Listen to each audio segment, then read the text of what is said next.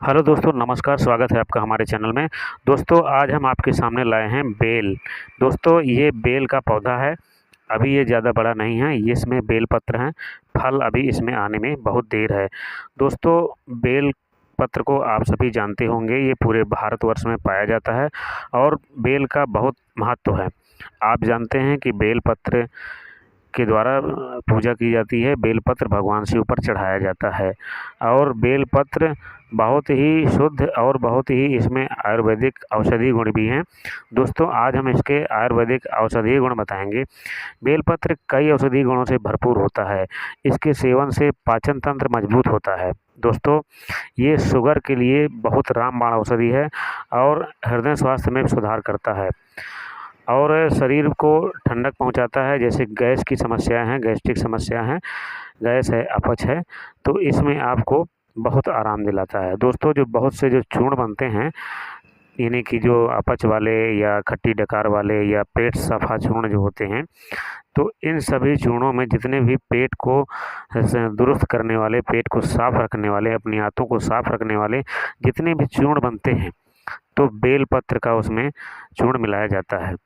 क्योंकि बेलपत्र आंतों में जो गंदगी लगी होती है, हम लोग जो खाना खाते हैं और जो लंबे समय तक वो गंदगी धीरे धीरे जमा होती जाती है और इसके बाद फिर खांसी या जुकाम या पेट की तमाम समस्याएं, पेट दर्द है, अपच है, खट्टी डकारें हैं, ये सब जो लक्षण प्रकट होते हैं, तो ये गैस की जो भी समस्याएं होती हैं, तो बेलपत्र से आप ठीक कर सकते हैं। दोस्तों, बेलपत्र की पत्तियों को आप ताज़ा भी इसको चबा करके पानी के साथ इसको निगल सकते हैं और या इसकी पत्तियों को सुखा करके इसका चूर्ण आप घर में भी बना सकते हैं। स्वाद के लिए आप इसमें काला नमक भी मिला सकते हैं और यदि मीठा पसंद करते हैं तो इसमें मिश्री या शक्कर भी मिला सकते हैं। दोस्तों, वैसे आप चाहें तो बेलपत्र बिना कुछ मिलाए, यानी ना तो शक्कर मिलाएं ना तो मिश्री मिलाएं, बिना कुछ मिलाए भी इसका सेवन कर सकते हैं, क्योंकि इसका स्वाद जो है इतना ख़राब नहीं होता है। और आप जानते हैं जितने भी प्रकार के चूर्ण बनते हैं, इन सभी चूर्णों में इस बेलपत्र का प्रयोग किया जाता है। दोस्तों, ये गैस की समस्याओं जैसे अपच है, गैस है और कब्ज से राहत दिलाने के साथ साथ शारीरिक संक्रमण से लड़ने में भी सहायक है। दोस्तों, बेलपत्र में फाइबर की मात्रा अच्छी होती है, जो आंतों को साफ रखता है और पाचन में सुधार करता है। कब्ज, गैस और एसिडिटी की जो भी समस्याएं होती हैं, वो आपको राहत दिलाता है।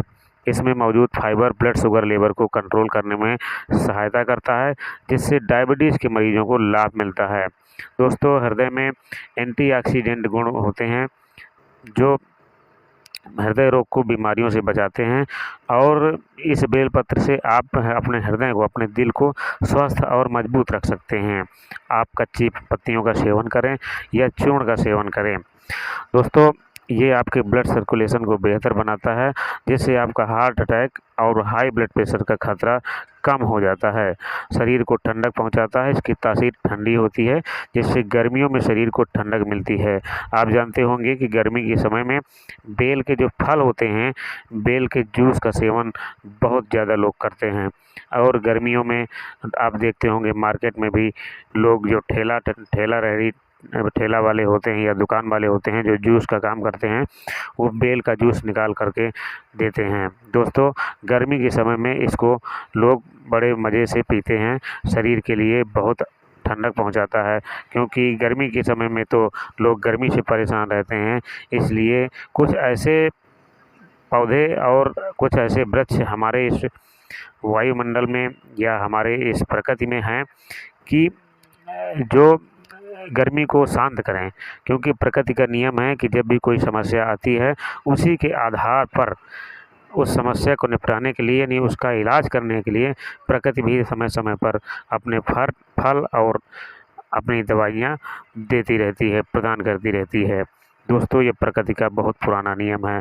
आप जानते हैं जब गर्मी के समय होता है तो ठंडक वाले फल मार्केट में आपको देखने को मिलते होंगे, जैसे बेलपत्र है, जैसे बेल है, बेलपत्र है, जैसे आम है, जैसे अंगूर है। यानी कि जब ठंडी आएगी तो गर्मी वाले फल आपको मिलेंगे, जब गर्मी आएगी तो ठंडी वाली आपकी व्यवस्था हो जाएगी। तो इसलिए दोस्तों बेल का बहुत बड़ा स्थान है। आप यदि अपने घर आंगन में लगाना चाहते हैं तो दोस्तों आप जानते हैं बेल पत्र की हर समय ज़रूरत पड़ती है। पूजा में भगवान से ऊपर चढ़ाया जाता है, ये आप सभी जानते हैं। और यदि आप घर में लगा लेंगे, जब घर में आपके रहेगा, यानी घर में थोड़ी जगह पड़ी हो या आंगन हो या फार्म हाउस हो, या आप इसे बालकनी में भी लगा सकते हैं, आप इसे गमले में भी लगा सकते हैं। लेकिन अब जब पेड़ इसका बड़ा हो जाएगा तो गमले से इसको हटा करके ज़मीन पर लगाना पड़ेगा, क्योंकि दोस्तों इसका पेड़ बड़ा होता है, क्योंकि जड़ों को फैलने के लिए पर्याप्त जगह चाहिए होती है। दोस्तों बेलपत्र में विटामिन ए, सी, बी और B6 के साथ साथ कैल्शियम और फाइबर जैसे पोषक तत्व होते हैं, जो शरीर की रोग प्रतिरोधक क्षमता और इम्यूनिटी को बढ़ाते हैं। इसमें मौजूद एंटीबैक्टीरियल और एंटीऑक्सीडेंट गुण हो त्वचा और संबंधी समस्याओं को दूर करने में आपको सहायक हैं और आपकी त्वचा को चमकदार भी बनाते हैं। दोस्तों आप सुबह खाली पेट बेलपत्र के पत्तों का सेवन कर सकते हैं। इसके फल यदि गर्मी में मिलते हैं तो आप खाली पेट इसके जूस का सेवन कर सकते हैं। बहुत लोग तो इसके फल को तोड़ कर के ऐसे ही खाना शुरू कर देते हैं। तो जिस प्रकार से आप अपनी व्यवस्था समझें, उचित समझें, जिस प्रकार से आपको मिल सके, जिस प्रकार से आप इसका सेवन कर सकें, तो ये आपको फ़ायदा करने वाला है। दोस्तों इसका रस पिया जाता है, ये आप सभी जानते हैं, और बहुत लोग इसको खाते भी हैं। दोस्तों बेलपत्र का उपयोग सही मात्रा में मौसम के अनुसार ही करना चाहिए।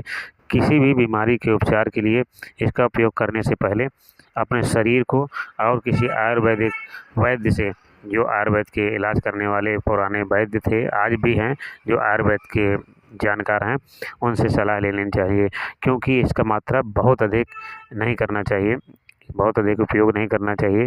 जैसे मान लीजिए आप बहुत ज़्यादा यूज़ कर लेते हैं, बहुत ज़्यादा नहीं यूज़ करना है, क्योंकि बेल जो है एक औषधि है, औषधि को औषधि के बराबर ही यूज़ करना है। बहुत ज़्यादा आप इस्तेमाल करने से आपका जी मिचला सकता है, आपको उलझन हो सकती है, आपका सिर दर्द हो सकता है। तो मेरा मतलब ये है कि आप इसको बहुत ज़्यादा सेवन नहीं करना है। यदि आप जूस पीते हैं या जूस पीना पसंद करते हैं तो आप इसका 2 गिलास या 3 गिलास तक सेवन कर सकते हैं।